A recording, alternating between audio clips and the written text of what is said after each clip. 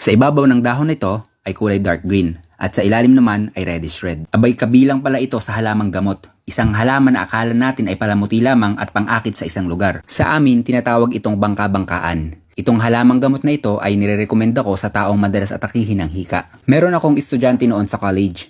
Kinuwento niya sa akin, itong halaman na ito ay gamit ng buong pamilya niya kapag inaatake sila ng asthma. Magmula sa tatay niya at nanay niya hanggang sa bunsong kapatid niya, ito ang nagiging lunas nila. Maglaga lang ng 5 pirasong dahon nito at 3 basong tubig at saka pakuluin sa loob ng 10 minuto. Ang nilagang dahon nito ay nakakapagpagaling din ng lagnat, sore throat, pagdudumi ng ilong at dumi na may kasamang pagdurugo. Isama mo na rin ang whooping cough or yung sobrang lala ng ubo na mariringgan mo ng kakaibang tunog habang ito ay nahinga. Paalala lang po, ang whooping cough ay isang uri ng serious respiratory infection. Sa madaling salita, sobrang lala ng ubo. Pero kaya itong lunasan ng bangka-bangka. Kalimitan ng dahilan kung bakit ang isang tao ay nadumi na may kasamang pagdurugo ay dahil ang kanilang bituka ay namamaga at nagreresulta ng pagdurugo sa tiyan na siya namang nasama sa pagdurumi. Kaya din itong lunasan ng dahon nito. Anti-genotoxic din ang dahon nito. Kaya kayang-kaya kanyang iwas sa sakit na cancer kung palagi kang iinom ng nilagang dahon nito. Kaya naman kung meron kang halaman na tulad nito, alagaan ng mabuti at paramihin. Darating ang panahon magagamit mo ito, kundi naman ito ay magagamit ng iyong kapitbahay. Nagustuhan mo ba ang video na ito?